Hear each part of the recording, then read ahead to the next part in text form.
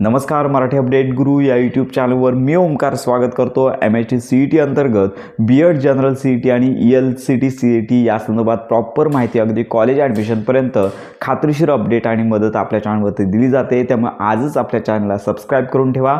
आपले WhatsApp group, Telegram channel आजच join करून ठेवा, जेणेकरून तुम्हाला काहीही प्रॉब्लेम येणार नाही आहे. तर BEd CETचे फॉर्म साधारणतः डिसेंबर महिन्याच्या अखेरपासून सुरू होण्याचे संकेत आहेत. तर तत्पूर्वी BEd CETचा जो अभ्यासक्रम असतो किंवा कोणकोणते विषय असतात, CET परीक्षेची तयारी कशी करावी या संदर्भात प्रॉपर माहिती आपल्या चॅनलवरती दिली जाते. तर आजच्या व्हिडिओमध्ये BEd जनरल आणि ELCT CET आहे, तर यांचा अभ्यासक्रम काय आहे, त्यामध्ये BEd जनरल CET असेल किंवा ELCT CET असेल यातील फरक किंवा दोन्ही पेपर एकत्र द्यायचे का किंवा वेगवेगळे दिले तरी चालतील का, तर या संदर्भात तुमचे प्रश्न असतील तर त्याची प्रॉपर अपडेट आजच्या व्हिडिओमध्ये घेणार आहोत. चला तर वेळ न घालवता आजच्या नव्या व्हिडिओला सुरुवात करूया. तर अनेक विद्यार्थ्यांना प्रश्न पडला होता की BEd CET याच्यामध्ये लक्षात घ्या की BEd CET साठीचा जो अभ्यासक्रम आहे आणि गुण योजना आहे या संदर्भात आज आपण इंग्रजी आणि मराठीमध्ये दोन्हीमध्ये प्रॉपर माहिती घेणार आहोत. तर लक्षात घ्या, BEd CET मध्ये एकूण 100 गुणांसाठी प्रश्न विचारले जातात. 100 गुण आणि 100 प्रश्न येथे जे स्वरूप दिलेलं आहे तर हे पाहू शकता. तर याच्यामध्ये मेंटल एबिलिटी, मानसिक क्षमता, याच्यामध्ये एकूण 40 प्रश्न असतात. प्रत्येक प्रश्नाला 1 गुण आणि असे 40 गुण आहेत. आणि त्याचबरोबर दुसरा टॉपिक जो आहे तो जनरल नॉलेज, सामान्य ज्ञान. तर याच्यासाठी एकूण 30 प्रश्न संख्या असते आणि एक प्रश्नाला 1 गुण आणि असे 30 गुण असतात. आणि त्याचबरोबर टीचर ॲप्टिट्यूड म्हणजे शिक्षक अभियोग्यता, शिक्षक पात्रते संदर्भात प्रश्न असतात. एकूण 30 प्रश्न, एक प्रश्न एका गुणांसाठी, असे 30 गुण आहेत. आणि सगळ्यांची टोटल पाहून 100 गुणांचा पहिला जो पेपर आहे BEd CET जनरलसाठीचा हा घेतला जातो. ज्या विद्यार्थ्यांना BEd मराठी माध्यमातून करायचा आहे त्यांना हा पहिला पेपर देणं कंपल्सरी आहे. तर याचबरोबर पाहू शकता की विषयानुसार तपशील पाहू शकता की मानसिक क्षमता जी आहे, मेंटल एबिलिटी आहे, तर याच्यामध्ये काय येतंय तर लक्षात घ्या, या चाचणीचा उद्देश तर्कशक्तीचे आणि विचारांच्या अचूकतेचे परीक्षण करणे हा आहे. तर याच्यामध्ये मालिका म्हणजे सिरीज येतात. तर मानसिक मेंटल एबिलिटीमध्ये नंबर सिरीज असू शकते. त्यानंतर न्याय निगमन याच्यामध्ये पाहू शकता की सिलॉग, त्यामध्ये न्याय निगमन, याच्यामध्ये तर्कशक्तीचा विचार करावा लागतो, तसे प्रश्न असतात. त्यानंतर सांकेतिक भाषा, यामध्ये कोडिंग, चा समावेश असतो. त्याचबरोबर नातेसंबंध, रिलेशनशिप, याच्यामध्ये नात्यांमध्ये कोण मोठा आहे, त्याचबरोबर इतर नाते ओळखा, अशा प्रकारचे प्रश्न असतात. त्यानंतर ॲनॉलॉजिक्स मध्ये साधर्म्य म्हणजे दोन आकृत्यांमधील फरक वगैरे असेल. त्याचबरोबर वर्गीकरण म्हणजे क्लासिफिकेशन, अशा प्रकारचे प्रश्न असतील. त्याचबरोबर फासे आणि सोंगट्यावरील समस्या म्हणजे त्याच्यावरील समस्या, याच्यामध्ये प्रॉब्लेम ऑफ डायस इत्यादी आधारित प्रश्न असतील. त्याचबरोबर शाब्दिक आणि अशाब्दिक, नॉन व्हर्बल आणि व्हर्बल, अशा प्रकारचे प्रश्नांचा समावेश याच्यामध्ये असणार आहे. तर ही झाली मेंटल एबिलिटी. आणि त्याच्यानंतर जनरल नॉलेज, याच्यामध्ये पाहू शकता की स्थानिक, राष्ट्रीय, आंतरराष्ट्रीय स्तरावरील परिसरातील घटनांची किती माहिती आहे हे तपासलं जायचं. कमीत कमी ज्यावेळी CETचे फॉर्म सुरू होतात त्याच्या 1 महिना आधीपासून हे सामान्य ज्ञान विद्यार्थ्यांनी वाचणं गरजेचं आहे. तर याच्यामध्ये पाहू शकता की भूतकाळातील घटना असतील, याच्यामध्ये पास्ट इव्हेंट, विद्यार्थ्यांनी 1 महिनापूर्वीचं सामान्य ज्ञान करणं गरजेचं आहे.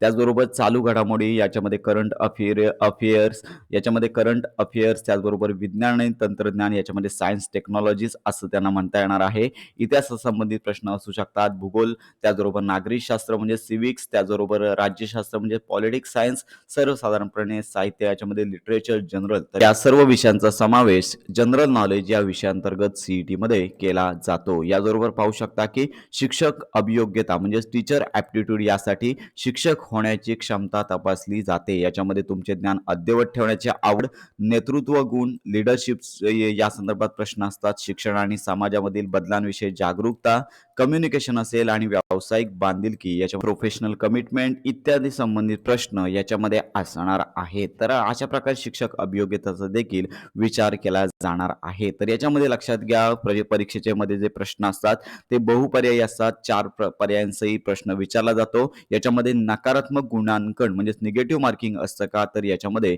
कोणत्याही प्रकारचं निगेटिव्ह मार्किंग नसतं. एकूण चाचणीचा कालावधी 90 मिनिटांचा असतो. आणि याच्यामध्ये CETचे माध्यम कोणकोणत्या माध्यमातून परीक्षा देता येते, याच्यामध्ये इंग्रजी आणि मराठी या दोन्ही माध्यमातून तुम्ही परीक्षा देऊ शकता. याबरोबर आता दुसरा महत्त्वाचा प्रश्न आहे, की एम-एच बी-एड इंग्रजी भाषा चाचणी याच्यामध्ये पाहू शकता, की ई-एल-सी-टी हा ऑप्शन कोणासाठी आहे? अनेक विद्यार्थी विचारत होते.